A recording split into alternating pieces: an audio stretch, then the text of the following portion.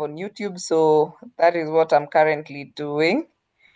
Thank God we have remembered before our speakers have started, because we really need to keep on record what we discussed today. So yes, but yes, I hope you're telling us on the chat how your day was, and also where you are joining us from.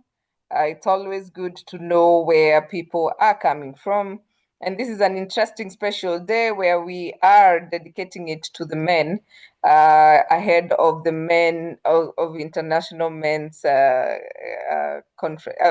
Day. Aki Joash, at Dr. Joash, is this men's conference? No, this is not men's conference. And please have a disclaimer. Anyway, so tonight, thank you very much for joining us. You're tuned in to Get It Right with Atara Solutions. I am your host, Grace Nzula, HR consultant from Atara Solutions. And of course, here with Richard, HR consultant and a public speaking facilitator and he also speaks to men. We have said we must put that across. And of course, tonight we want to discuss men, leadership, and influence. And with us is Stephen Mororo Mureithi, SMM. His leadership approach emphasizes servant leadership, promoting collaboration, innovation, and accountability. He has 15 years of experience as a civil engineer, and he identifies future challenges and trends to set clear goals and sustainable solutions. He says the only thing necessary for the triumph of evil for good men to do nothing. That is a quote by Edmund Burke. And he says human progress does not roll in the wheels of inevitability, but with the tireless efforts of men willing to be co-workers with God. And without hard work, time itself becomes an ally of forces of social stagnation. And that's a quote by Martin Luther King. And hey, my good friends, you are in very, very, very, very good hands. And of course, we have our very own, let me call him that, because he's in people and culture. And this is when normally you want to hear. Yes, Nilefront Cottages. Thank you very much, Rebecca Kimau. It is Nilefront Cottages in Jinja, Uganda. Gosh, Nilefront Cottages, that partner of ours might have my head, but yeah. And I see Philemon from Eldoret. We are about to introduce our second speaker. And at this point in time, I would ask Mureithi to just say hello to us as we come in to introduce Mr. Mukunya. Mureithi? Thank you very much, Grace. Hello, ladies and gentlemen. It's a good time that we are here, and it's my pleasure to be part of this today. And I know when it comes to life and men themselves, we are the carriers of basically life. We give guidance, God gave us a strength, and God gave us a vision. And it's my pleasure to discuss various issues concerning men. And it's good to be here. It's good to have you, and we are looking forward to learning from you and also drinking from your cup. And of course, we have our very own, where I'm trying to find, just don't worry about me. There is something I had and then I seem to have lost it. So don't worry. Okay, yeah, here we go. So we have Mr. Mukunya Mogo, who starts with this, a loving husband, father, and faith-driven individual whose life, so for those of you here who thought they have Angukiad, please note, I digress. He has anchored his life on love, family, and purpose. He has over 18 years of experience in HR and business leadership. He's a strategic thinker and transformation expert, known for driving people and culture initiatives that create a lasting impact. Throughout his career, he has championed causes across economic empowerment, education, health, and environmental stability. He is very passionate about Africa and believes in the power of people, the promise of good governance, and the necessity of ethical leadership that truly serves the citizenry. Mr. Mokunya. Good morning, good evening, all of you. It's a pleasure to be on this call and happy to be here, especially as we get ready to celebrate men. And looking forward to an engaging conversation. For me, I believe in a learning process, so I'll also take some time to learn from the participants and also my colleagues on this call. Thanks. All right, thank you so much. So now, because we keep saying we are celebrating men, it's International Men's Day, which is very true. But I just want to hear, are you guys, because you are both men and even Richard is here as a man and I come from the other gender, I just want to hear, what are your thoughts about really this day? Before we can just go into a conversation, and maybe I can join I can allow or rather, ask the audience, if you have a question, please put it on the Q&A and we shall come back to it. But at this point in time, just asking from our speakers, what is it, what does this day mean to you? Maybe we can start with you, Mr. Mureithi. I saw you looking away. This is a very funny. Okay, I'll give an honest answer. Okay, first and foremost, let me just say I'm a Christian. I'm born again, and I'm a minister of the gospel, and I love the Bible so much. And one thing about me is, I just talk about me. You asked me how I view this thing. Every day I'm a man, and every day is a great day. As far as I'm concerned, there is no special day than any other day. So, because there's a great day to celebrate, like for example, today I've been out all day and doing my own things. So basically, I really didn't even cross my mind. But one policy I have is, there's someone who said that take each day as if it is your last day, because someday it's going to be your last day. So as far as a man is concerned, I don't wait for a celebration or a day to celebrate. Okay, fine. If we are called to a celebration, that fine, you'll honor, like now we're having, or we are addressing something specific about men, that will be given the attention it requires. But as far as every day is concerned, one should carry themselves as a man and do what they have to do, when they have to do, or how they have to do it. And there's nothing special about a day, but what's special about is the person or the people as men that we be. Because today I cannot be nice because it's a man's day, but tomorrow I be nasty, or I don't take myself the way I'm supposed to take myself, unless there's a milestone that we need to take on that particular day. Maybe you're launching something, or there's something we're doing now that you can take it specially for you to be able to probably plan for the next year or something. But when it comes to a man, as I am, and many other men, we should be men every day and take our responsibilities seriously each and every day. All right. Thank you. Mokunya, what are your thoughts? I will avoid a philosophical outlook like Mureithi. Mine is, I even had to Google when it is, just to be sure I didn't miss the date. So fortunately, Google told me it's tomorrow. Do I have plans? No, I don't have plans. Do we make noise about it? I don't think we make as much noise to celebrate men. So I think it's something that I'll need to make sure I make a lot of noise tomorrow, that tomorrow is International Men's Day. Thanks.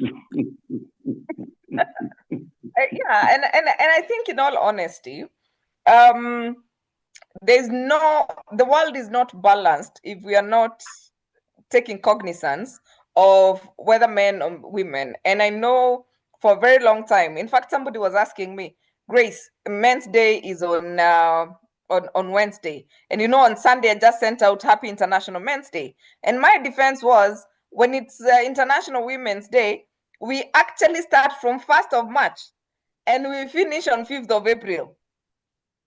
It literally goes the whole month. We have conferences around women, we have all these things happening. And so I think for me, it's also about time that we also started recognizing the role that men play in the society, and also just it's an excuse to celebrate, which I mean, why not?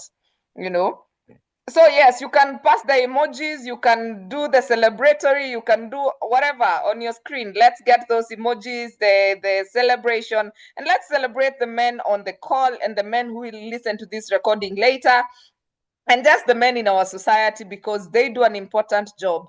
And for the men we are raising, may we do a better job than any other person ever did with us, And so just looking at men and leadership, and looking at how the leadership space has been evolving. And we can say, when you talk about leadership, associating it with men, a lot of people look at it very differently. So as a man, what does authentic leadership mean to you? And how has your understanding evolved over a period of time? And maybe we can start with you, Mr. Mukunya, now that we have started with Mureithi too many times. That's a very good question. I think for me, growing up, manhood was about the macho man. So if you grew up in my times, Bruce Willis, Die Hard, Clint Eastwood, you're that macho-facing person who was an excellent at one thing, and everyone looked up to him. But over time, what I've come to realize, with time, manhood is also about being authentic, also being leaning into your failures, into your shortcomings, and allowing people to see who you are authentically, and also the challenges and issues you're facing. I grew up in a phase where we were told, Kangumu, stay strong, do not show emotion. But right now, it's okay to show emotion. It's okay to be vulnerable. It's okay to say you're not okay.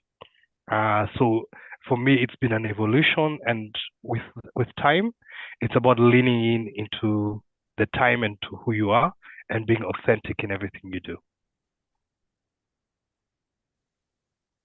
All right, Mureithi? Yeah, well, as far as just like Mukunya said, men have really evolved.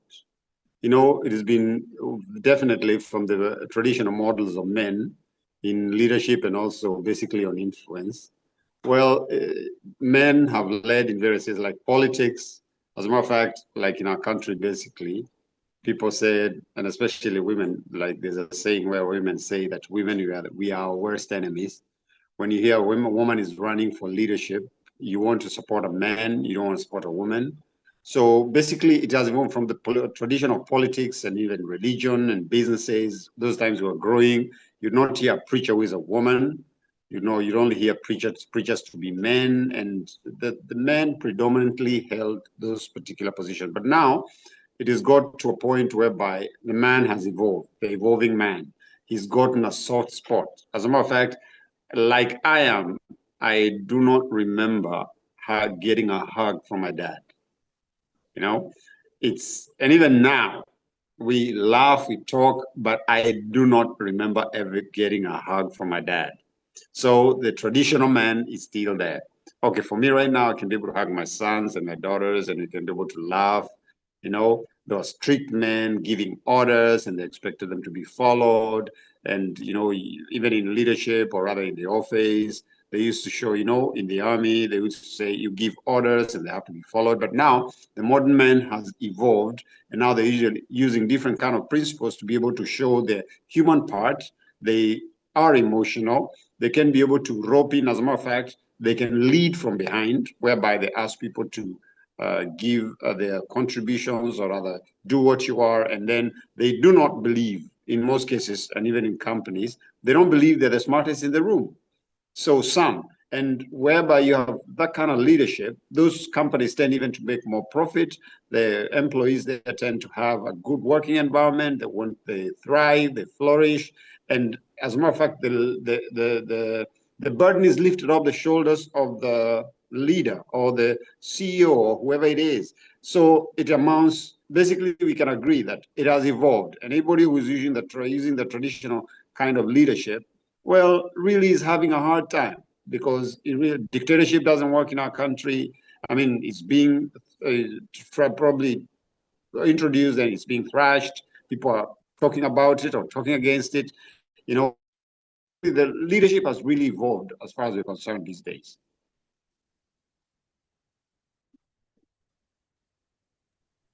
I hear you. I hear you. Julius Odhiambo is saying, any day for men is always replaced with something. Today, for instance, it was replaced with Princess Day. Today is not International Men's Day. It's tomorrow, please. It's just that today is our webinar day. So we are just going to have this today. And then they say that the boyfriend's day is always replaced with toilet day. It's sad.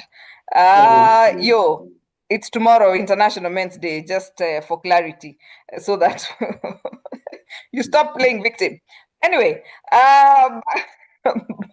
back to back to the conversation. I'm just wondering, when it is said that men go through a lot, and a lot is expected, but maybe you can tell us what pressures do men face in leadership that often go unspoken, and how do this behavior, or rather pressure, shape their behavior at work and at home? Any of you can go. They're in leadership. What are the unspoken challenges do they go through, or the pressure they face, which is often unspoken, and how does it shape their behavior at work and at home? I think I can go first. I think for me, the unspoken pressures is, I think from my perspective, one is, as men, we do not have a very good social network in terms of people we can truly talk to. You'll find guys hanging out, drinking, eating meat. But if you ask this gentleman to tell you what's going on in each person's life, I can bet you very few people will be able to say Mukunya is having issues at home, Murray is having issues with the bank, etc. They will laugh it out and they will talk. So in terms of pressures, one, from my perspective, is men do not have, once you get to a certain echelon in terms of society, in terms of life, you have very few people you can confide in. It gets lonely at the top.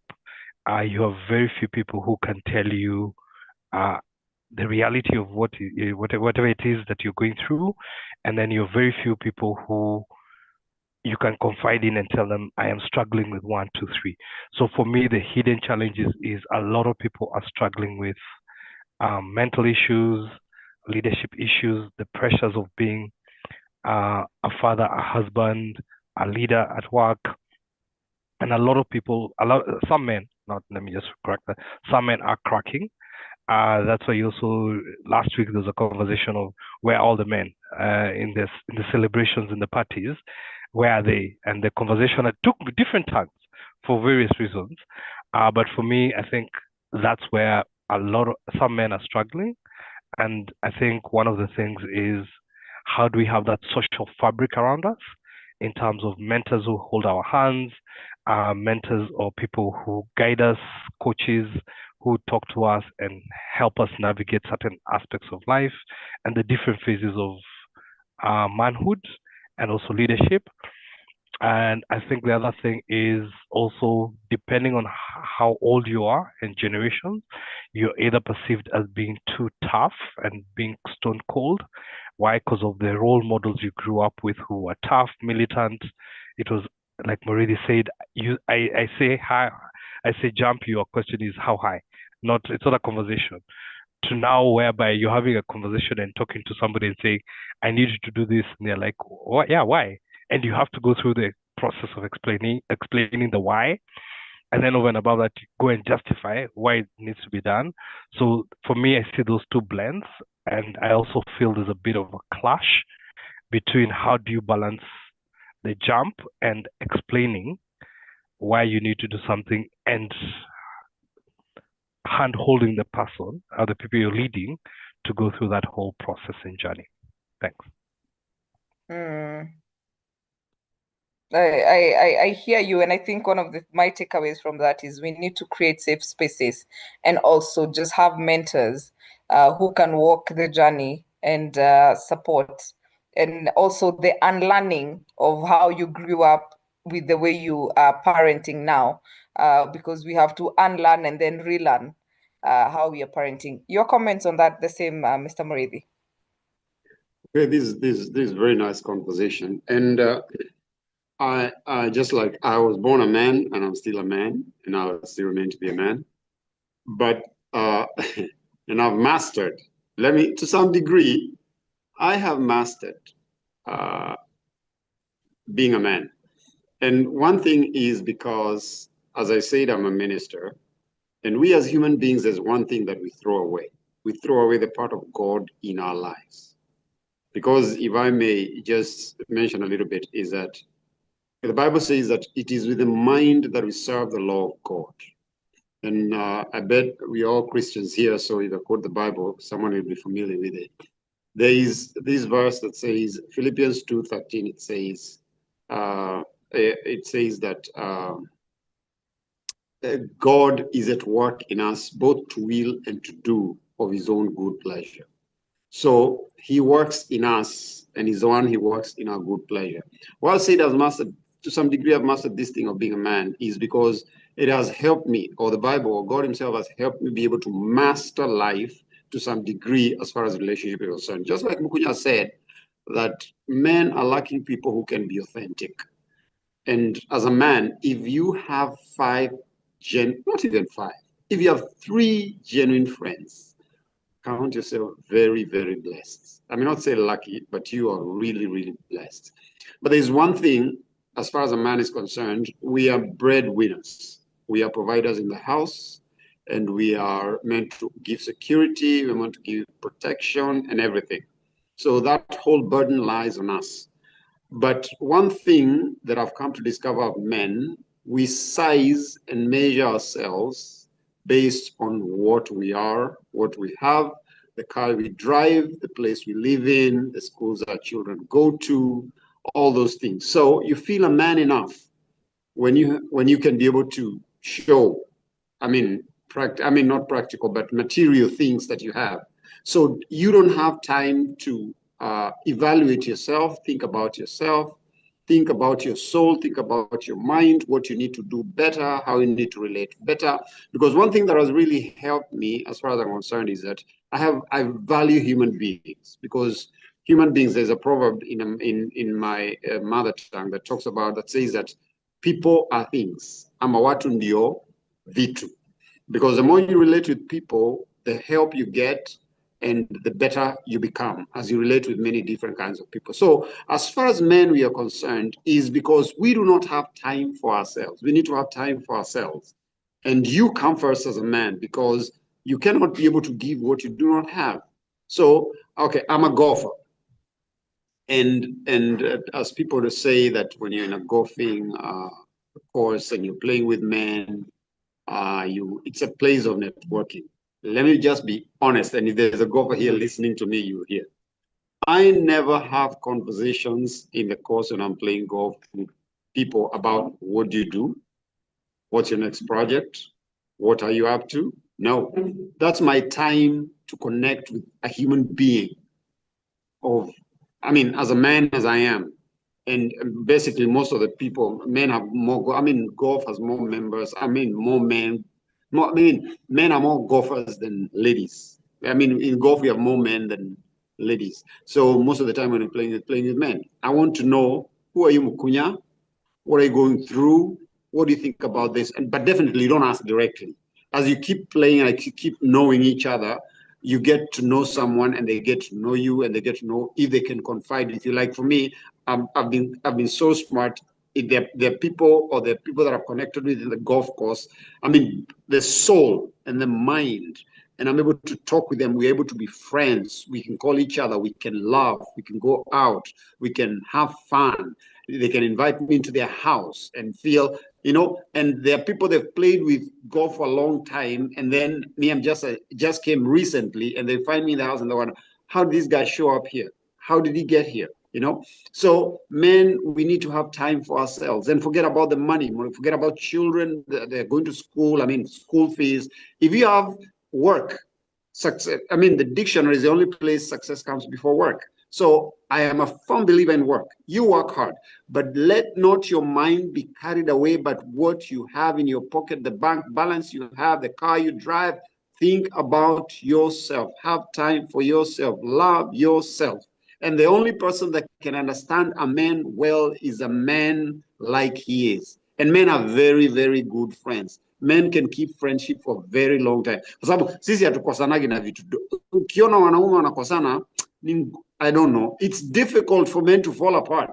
Men are very, very good people. Very good people. When you connect with a man, when you call out a man with love, definitely, because I know how I can bruise the ego of a man. I can understand. And so I know these are no go zone.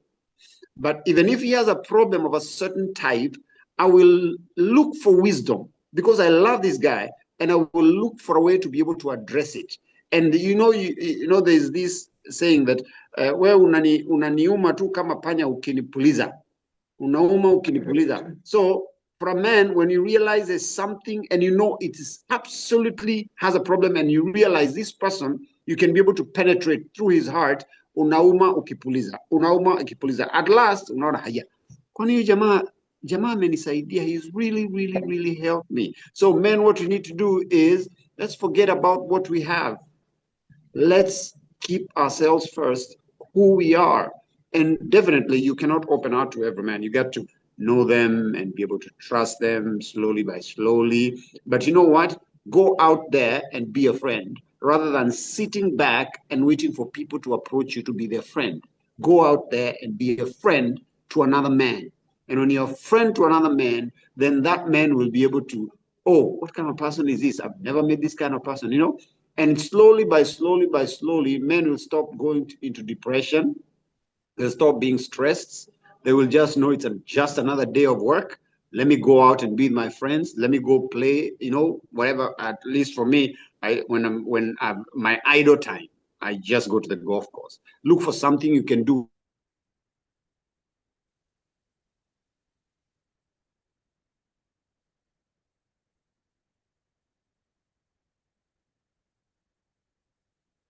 Have we lost him, or is it me?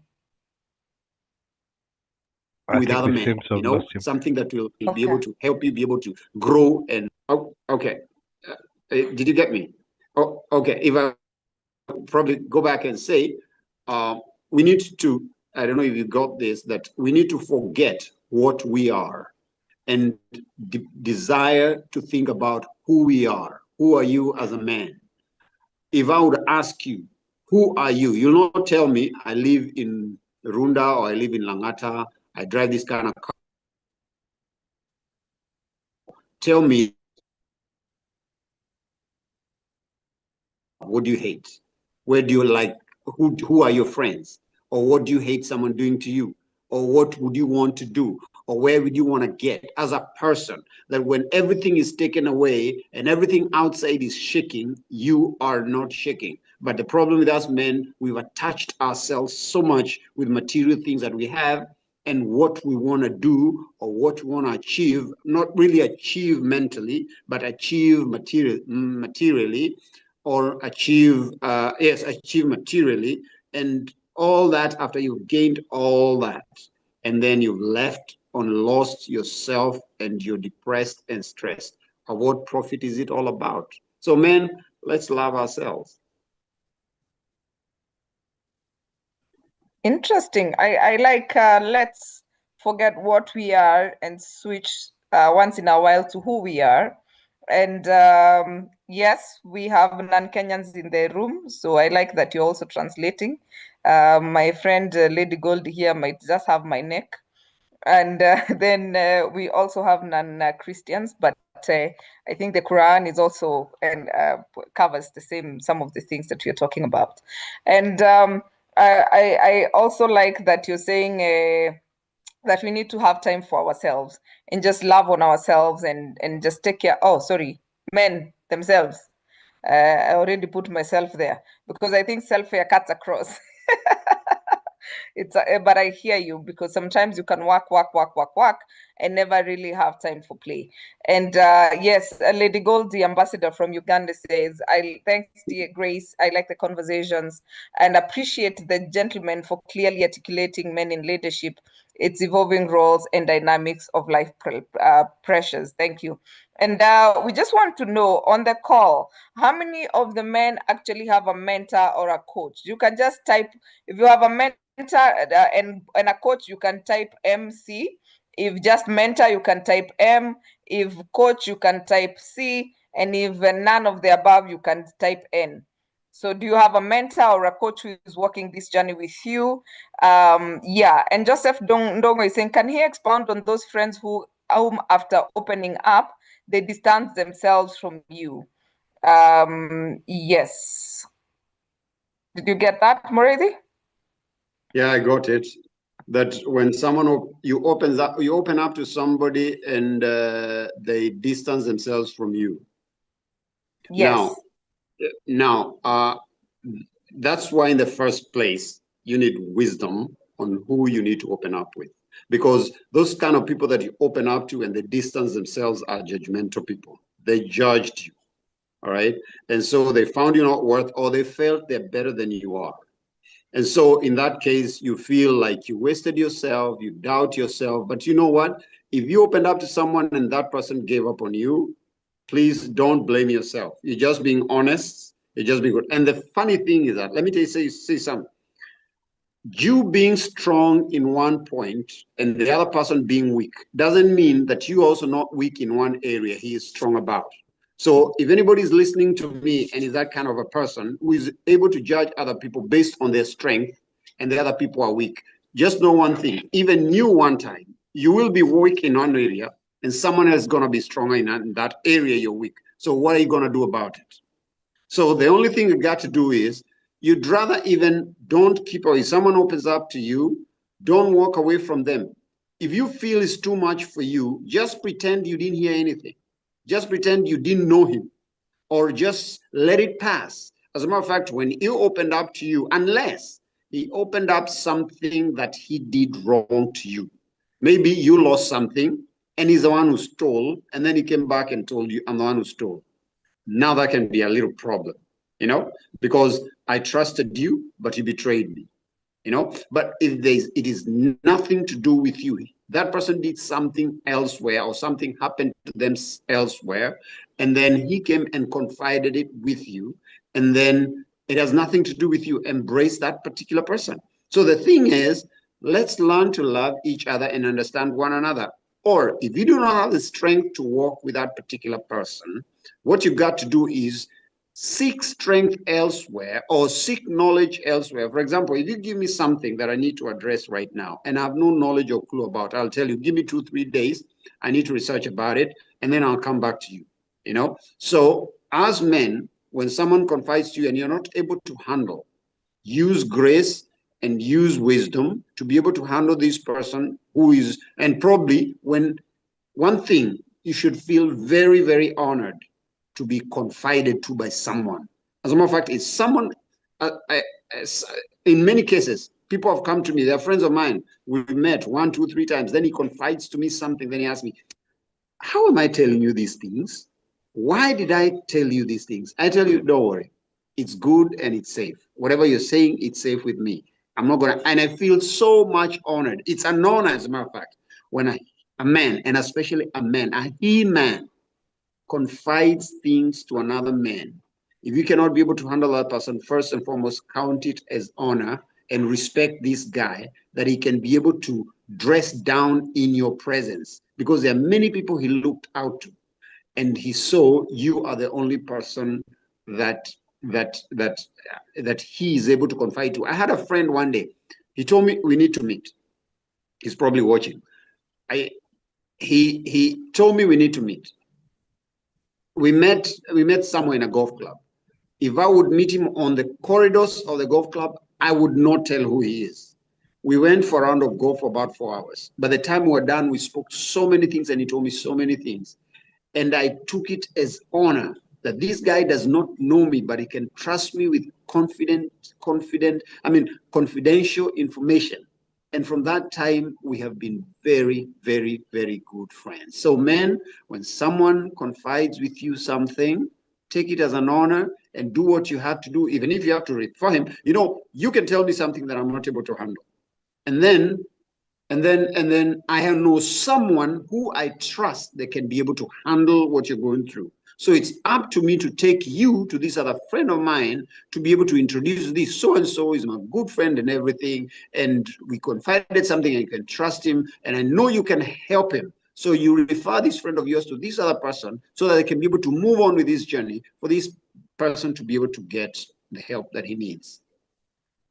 I certainly. And I think at this point, I want to ask a question about influence. And most of the time you find influence is often mistaken for authority. What does positive influence look like for men in leadership today, Mr. Mokunya? That's a very good question. Positive influence. I think for me, it's one, understanding the context of where you are and their changing life. There's something Moriti talked about, which I just want to touch on before I come back to that. The traditional role of a man being the breadwinner is changing. A lot of women and spouses are earning even a lot more than their husbands. So it's also, how do you lean into that and accept that your missus is earning even twice as much as you? And how are you comfortable in that? And that doesn't bring in conflict. I think for me, it's also the piece of positive influence is being honest in terms of your leadership style, in terms of helping pull other people up into leadership spaces, being a role model in terms of how you lead, how you deal with stresses. For those of us who are in corporate, there's a lot of stuff that goes on in corporate, some of it some good, some bad, but how do you manage that pressure for your team and don't become a pipe where you're just passing the pressure through to your team? How do you sieve and help them get to understand what's going on without the nasty politics, without the nasty backstabbing? And then how do you create spaces for your team members to shine? And then you taking responsibilities for where there are gaps, but then also having the tete-a-tete with the person responsible in the background so that they can improve and become a better version of themselves and achieve their full potential. So for me, that's how I'd see positive influence as. When the team shines, you shine. When there's correction, correct in private, and let the person give the individual an opportunity to improve and work on their area of improvement. And where things are not working, being very blunt and saying this is not working and this has to change. So I think that's also something we need to do. Excellent. Richard, you know you are a man. Hey. Exactly. Let me not take over the conversation. So please go ahead. The discussants are bringing out very good things. And one thing that is very close to my heart is men wellness. When you say, we could start from Kunya, when we say men should love themselves, what exactly does it mean? Two, men wellness, what does it include? Not all of us will find ourselves at the current golf club. What does it constitute?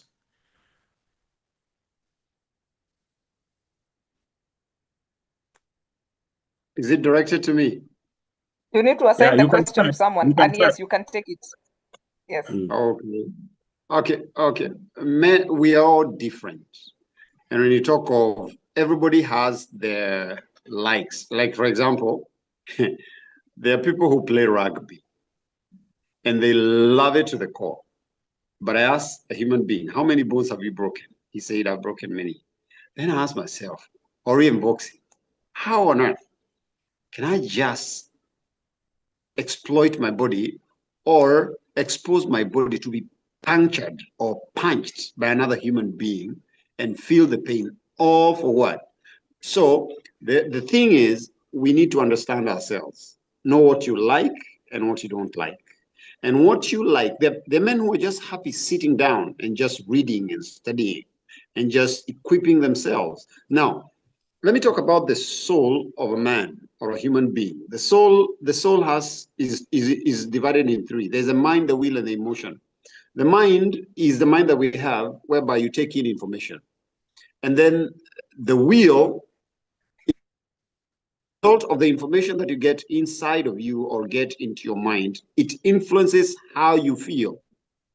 And then how you feel dictates how you.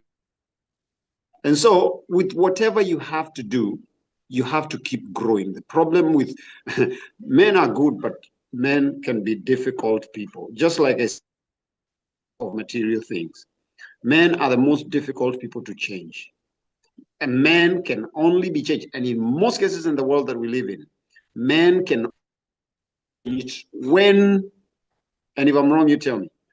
Not all, most men, let me say 95% of all men, will only change if there are economic benefits for them to do. Then, first and foremost, are the economic benefits? No economic benefits. Okay, let's talk about that later. And like women, you can influence a woman with words, sweet nothings, like they say, please, you better lie to me, but tell me something. You know, tell them they want to hear a lot of sweet nothings and make them promises, take them to the moon and back, but you're not going to do that to a man.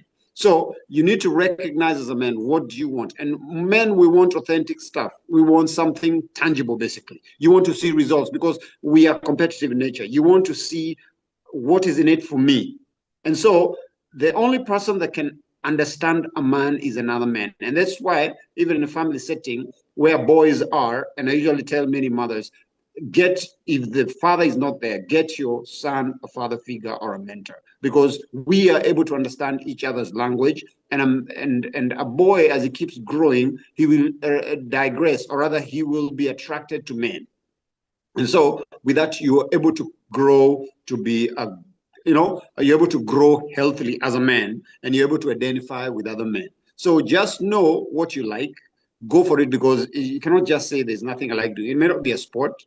You may be attracted to something, like, for example, you go to a club, there are a myriad of sports. There's one you may like, some will just sit down and just discuss issues and talk about issues of their lives. Some will go play, some will just hang out, all this. Recognize what you like and do something about it. But all you have to do in everything that you do, ensure that you're growing. Now, the other thing that Mukunya has mentioned is about ladies or wives have become even breadwinners at home.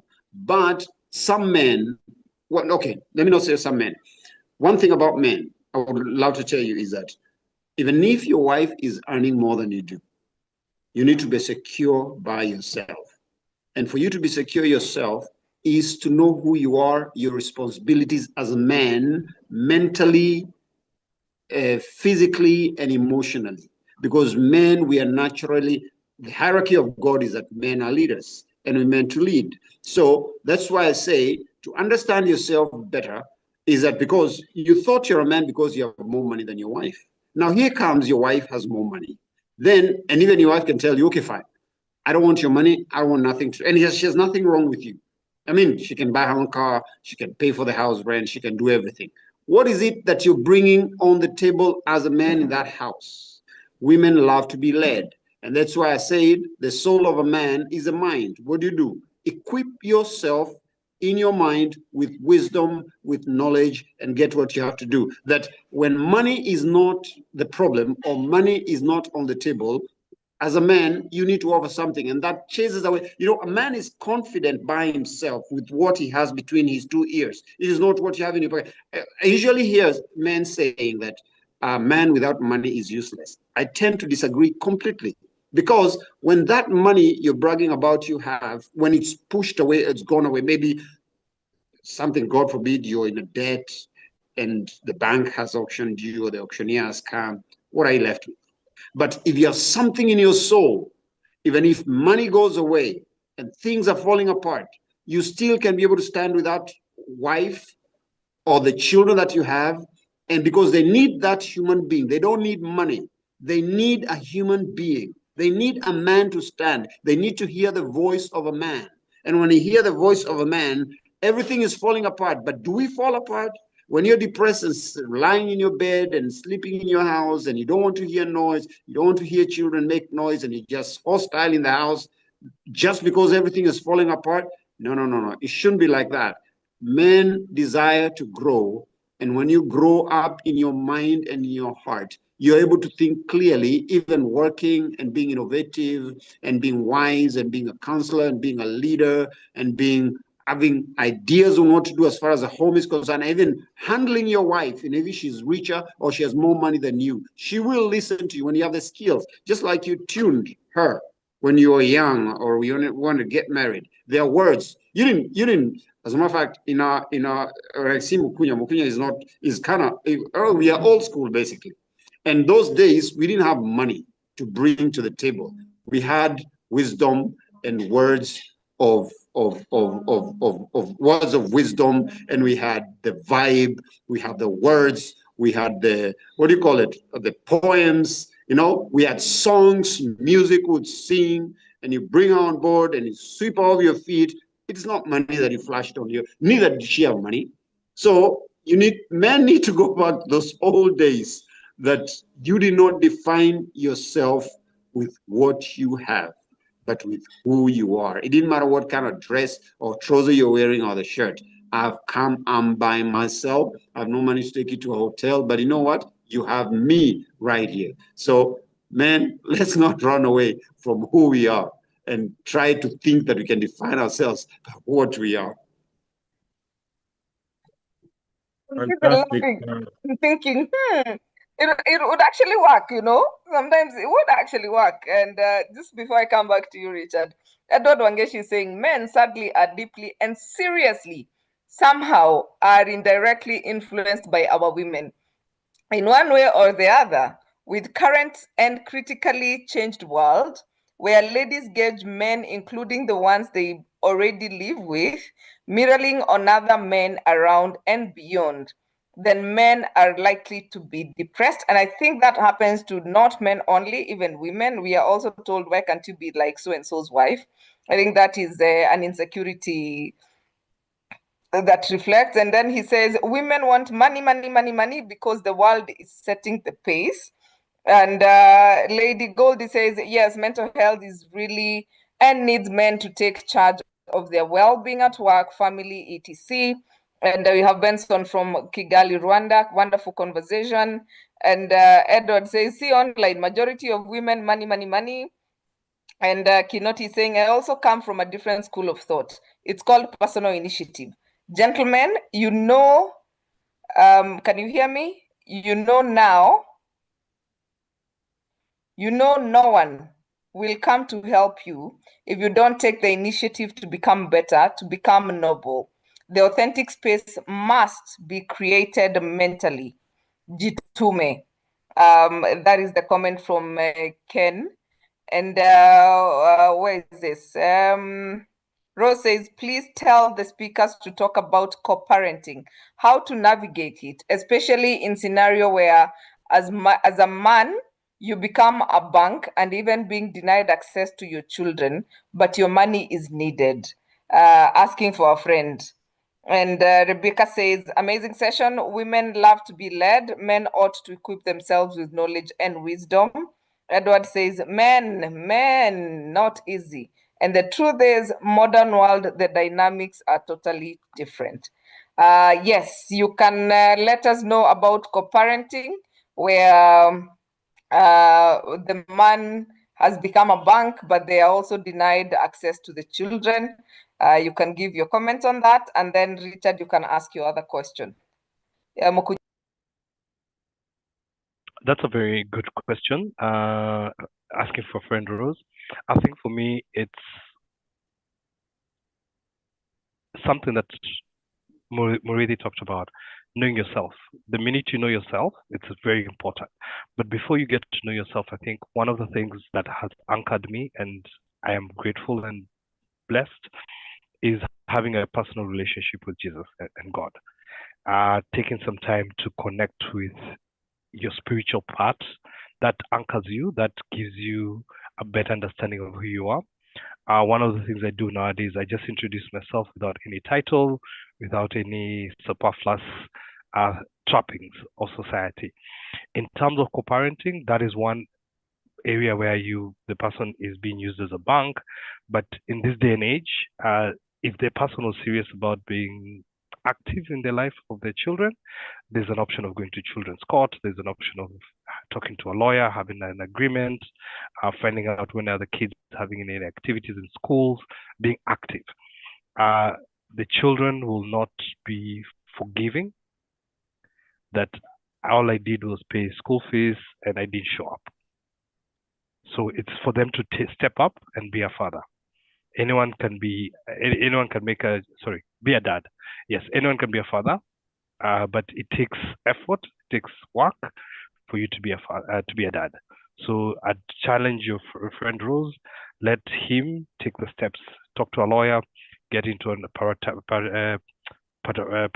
co-parenting agreement. If that doesn't succeed, there's the option of the children's court. There are many options for them to be active in those children's lives. And it's a very, very short window. Yeah. Okay. Yeah. Okay, Yes, you can go ahead and comment. Yeah, let me comment on the issue of co-parenting because I am also a victim. And when it comes to the issue of you're a bank as a man, Mukunya said the first and foremost thing is go to court, go to the children's court. And once you go to the children's court, there are orders that are given. And everybody is given their responsibilities. Now, for this person that is asking, I understand that he loves his children. And honestly, they're parents who can be hostile. They're ladies who can be hostile towards their exes or the father of their children. And one thing they forget is that you and your father and the father and the children are two different entities. You should not deny children access to their father. Now, when you are the bank as a man, because I was also a victim and I was going through that at some point, I'm going to tell you what I did. So I sought advice from a man. And then however much I felt, and I felt a lot of pain because I could not see my child, I was told the child was young. He was about maybe 4 or 5 years old or 6. And then he told me, stay away. Don't give nothing. Don't pay a dime. Do nothing about it. Bite the bullet, chew the pain, feel it. They will come along. That's what I did. And for sure, they came along. So go to the children's court. The orders will be given. Definitely, if that person does not obey the court orders, a warrant of arrest can be given, or you can even claim to have the custody of the children. There's a way you go on case, and you can don't want fights, stay away. They will come along in one way or the other. They will. Because what some people love is they love fights. People just love fighting. Fight, they enjoy it. You know, that's what they feed off. You know, they probably even don't need your money, but they want to feel you to feel pain that you're parting with your money yet you don't see. I will not give any more money. I will not ask for the children, stay with the children. I will know I will see them some other time. They'll grow. And when they grow, they'll come my way and fine. And I'll be able to explain. They're not allowed. I'll explain it to them. That's simple as that.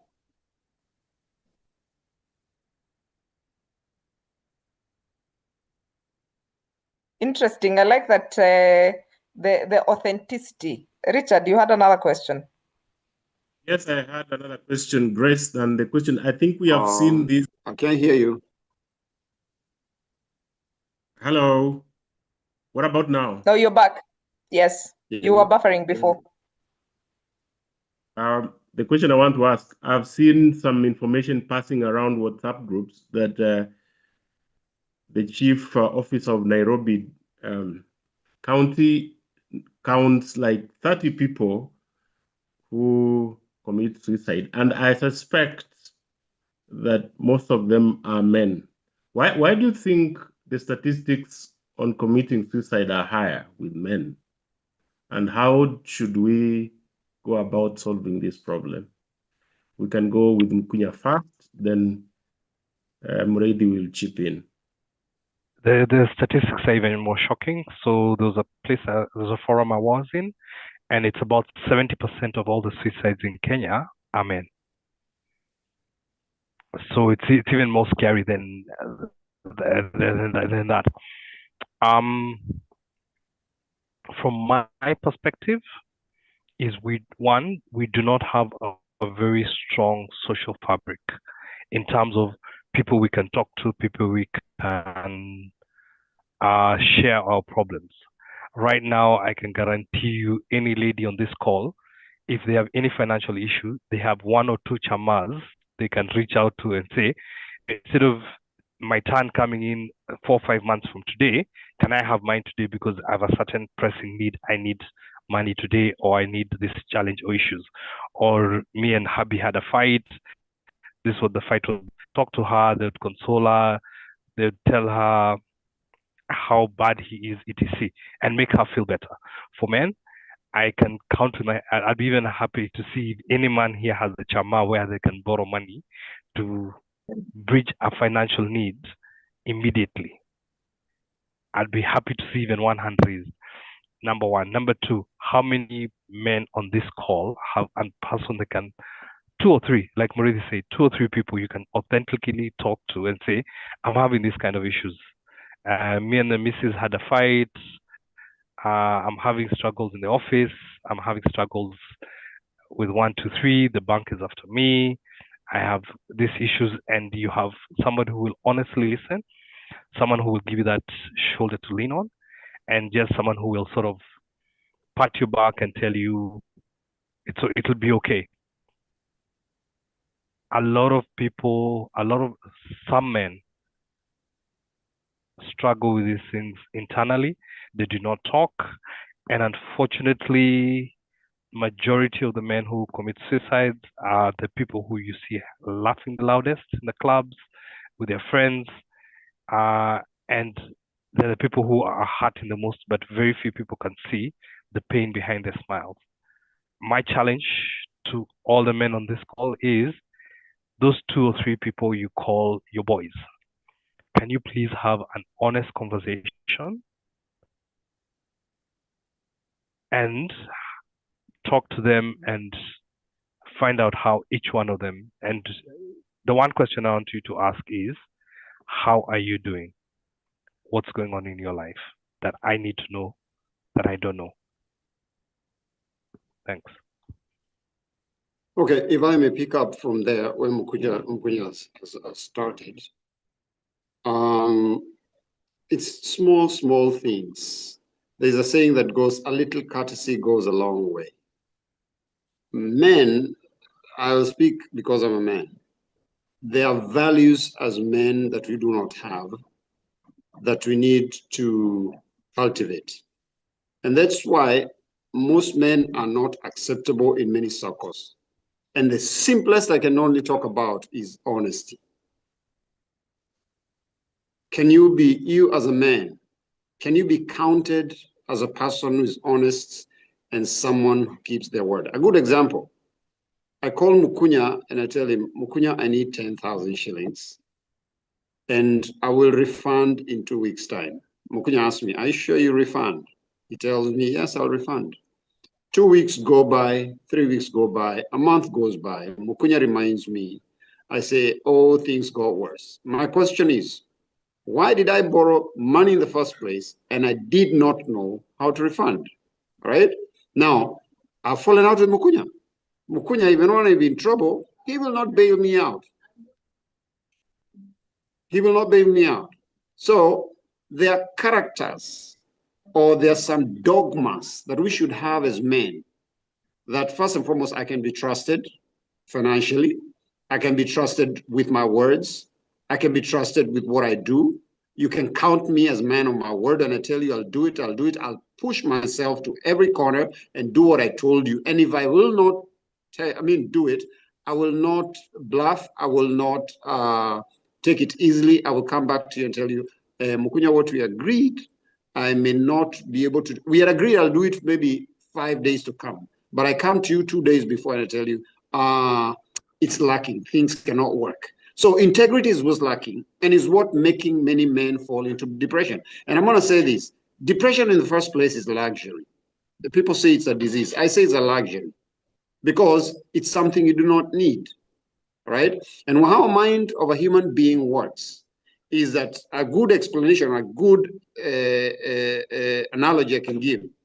You're probably in somewhere in a roundabout, say Nyayo Stadium. There's a road that comes from Langata, Uhuru Highway, and the one that goes to, I can't remember the name, Lusaka Road or something, that goes to DT Dobi. Now, when that road is gridlocked and no vehicle can go anywhere, first and foremost, your car, it doesn't have an AC, it will get hot. Secondly, the engine overheats. Thirdly, it's uncomfortable because someone can mug you there. And fourthly, you're not going to your destination because you are gridlocked and can't go anywhere. That's how a mind of a human being works when you're depressed. And so what do you do to a roundabout for it to open up? It's cars to start flowing. Go to your direction. Go to Langata Road, go to Uhuru Highway. Go to Kenyatta Avenue, go to the other. And when the roundabout is moving, the drivers will enjoy driving and will move on. So what do you do? When you have something disturbing your mind, let it go. Drop it. Don't think about it. Children have no school fees. What are you going to do about it? You have done all you can. You're working. Maybe you're in debt or something is wrong. Drop it. Don't carry it to your mind, because the more you're depressed or the more you're stressed, it doesn't mean that your problems will be solved. So people don't really know that. And you need to know that. Free yourself from things that you cannot be able to hold.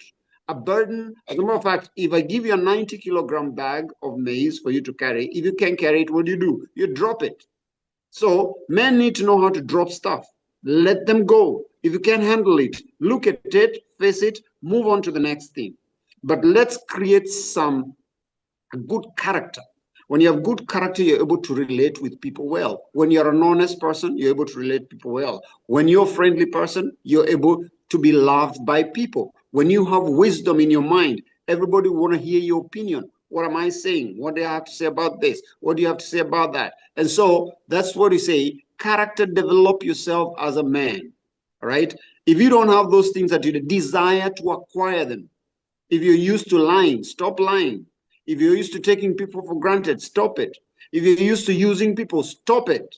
Because there are people who use, someone will talk to you 2 years from now, and the next call, someone will talk to you now wanting help from you. The next time they call you, you see their phone call, they know this guy just wants money from me. There's nothing else he wants. And when I sort him out, he's gone. Let's stop this kind of relationship. Call someone just, how you doing? How you finding? Come, let me buy a drink. Let's go out. Let's go for a drive. Let's go for a what? You create relationship, and it's some of these things don't just happen. You say women are able to relate well with themselves. It's true, because when they sit down, they will talk everything and anything you think about. And in the course of talking, they gel. They identify with one another. They're able to form bonds and relationships amongst themselves. And so when you have a bond with someone, because you form a bond with someone because of how your souls are connected. And once they're connected the way they're connected, then you have no problem moving on. But men, we keep off. And then you need to have wisdom on how to choose your friends. You don't need many friends. As a matter of fact, if you have 5 friends in this whole wide world of 7 billion people, 5 people, you are sorted for life. You don't need many people. You can have a lot of acquaintances, but if you have 5 confidence, of which is very, very difficult to have, 5 confidence, even the powerful and the influential don't have 5 confidence. They have many, many friends, and they have his friends because of what they can get from him. Maybe you're a minister, maybe you're a president, maybe you're a governor somewhere. You're many friends with people because of what they can get from you, not because they genuinely love you or they genuinely want you. Once it's done, they're gone. You'll never see them again. So the best thing is that let's interrogate our hearts. Let us interrogate our soul and realize, what am I lacking? And you know what to do. As a matter of fact, the script is, we're in an African society. We all know what to do because we are brought up by good African mothers and fathers. They taught us the right thing to do. But when we grew up, we thought that we can be big heads and think that now we've had money, now we can do anything that we want. But if we go back to the roots And remember the honesty, the transparency that our parents taught us, that when you tell someone something, mean it, you don't lie, you speak the truth. If you can't say you cannot. All those small things, they will add up to the person that one ought to be. And you know what? You're not going to get depressed. You're not going to commit suicide. Why? Because you'll always have a shoulder to lean on and a lap to cry on. But men, let's work on ourselves first. Small things, just like I said. Thank you. Yeah, I see we are running short of time. I see Max Muteti saying, Chamas, you have a far-fetched. Don't we have family? Anyone who goes beyond family for me is a red flag, wanting attention and not real help. Well, not all people are lucky to have as good families as yours. So different scenarios play out. Mokunya says, your word is your bond. And Madangani left us with dynamics have really changed. As a man, it's good to know which women you hang out with, their values, understand if they are after what you can provide, partying and lifestyle expenses, because there is another generation that's focused on that. So every man needs to create values and direct relationship making with wisdom, not hedonistic pleasure. That is the feedback from Madangani. I don't think we have any other question. And in the interest of time, allow me to ask for your parting shot. Your one-liner, please, no stories, one-liners at this point in time. We can start with Mureithi so that he makes sure it's a one-liner. Mureithi talks for a living. He's a preacher, so and I'm a child of a preacher, so I understand you, Mureithi. Always say.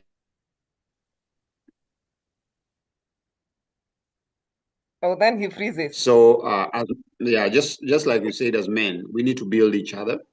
And before you think of being built as a man, think of how you can build somebody else. Because as a result of building somebody else, you'll get somebody else to build you up. So let's not be selfish. Let's not only think about ourselves. Let's not think about,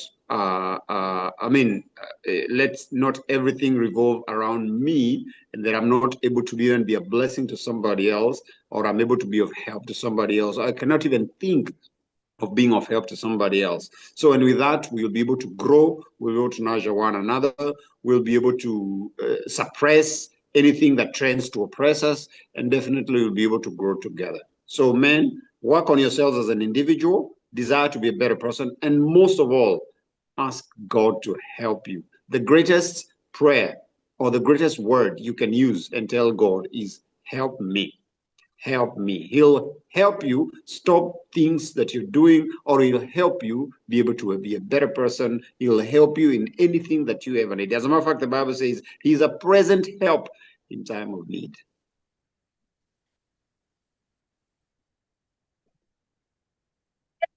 Grace, you're lying. Your passion is evident. We are going to have you again. We need to have this duo again. Yes, Mr. Mokunya. Just on a quick note, Mureithi also means shepherd, so he's also acting out his name. I think for me, it's just what Mureithi is touched on. Have a relationship with your creator, whoever you believe in, God, Allah, whatever is that. That for me is the most important thing. That relationship will anchor you. That relationship will give you wisdom, understanding, discernment, especially on what you need to do. The other thing I'd say that's very important is also know yourself. Understand who you are. What are your likes? What are the boundaries that you cannot cross? What are the boundaries that you do not want other people to cross? And what are the standards? What are the values that you value? So is it integrity? Is it honesty? Is it your word is your bond? So it's those little things that define you, who you are as a person, and they're the things that will help you become a better person. And once you are a better person, then you can lead other people. There's a famous saying that hurt people hurt other people. So if you're broken, you will also break other people. So you need to first fix yourself before you can start building and creating the new next generation of leaders. And my parting shot is, one, who are the 2 or 3 friends that you can talk to and have an honest conversation. How are you doing? What's going on in your life? Make sure you do that. And then the other thing is in terms of there's an honest conversation, and also whose hand are you holding in terms of helping him become a better man, a better boy, a better man. Excellent, excellent. I have totally enjoyed myself. I don't know whether you have a comment, Richard. You rightly said, Grace, we need these 2 gentlemen on a wide engagement so that we can see that enthusiasm and great arguments. Yes, promise us that you will keep that promise, that you will bring them again for another discussion. Thank you so much. God bless. Cheers. Thank you, thank you, thank you. And I hope that next time we call upon you, you will hear us and come and deliver something. So thank you so much. I hope that the audience have had an amazing time. And of course, from the comment I see, you have enjoyed yourself. Please subscribe to our YouTube channel. The link has been shared. If you want to listen to the recording of this conversation, we'll have it uploaded there. Thank you, Profiles International, for your partnership, Rose and Vicky and the entire Profiles International team. And of course, the team at Atara Solutions, thank you very much for your support. We cannot do this without you. And please, if you want to know what's coming up on Atara Solutions, join our WhatsApp group where we normally just post and share. You'll find quite a number of learning activities going on there and job adverts as well. Because our business is in the workplace. And of course, thank you so much for being here. Please follow us on Instagram, Atara Solutions, like our Facebook page, Atara Solutions, connect with us on LinkedIn, Atara Solutions as well. Let's keep the conversation going. Please take care of tomorrow. Make sure you wish people a happy International Men's Day so that we can normalize celebrating men. Really, we need to normalize celebrating men. So remember to if I had t-shirts, I would have sent you guys on Happy International Men's Day. But at this point, yeah, here we are. So you guys enjoy the day and make sure that the workplaces you're having conversations around creating safe spaces for men and just having these conversations of growing men in leadership as well. So thank you so much and have yourselves a lovely, lovely night. See you next Tuesday. Next Tuesday, we are discussing, is it high blood pressure, I think? Yes, your health. That's the conversation we're going to have next Tuesday. We have 2 Tuesdays to go for the year, unfortunately. Just 2 Tuesdays to go. And we are done until January 2026. Yani, how time has moved. Anyway, thank you so much, guys, and have yourselves a lovely, lovely night. And let's keep talking, let's keep connecting, and let's make the world a better place. Asanteni sana. Thank you very much. You take care. Bye-bye. Bye. Bye.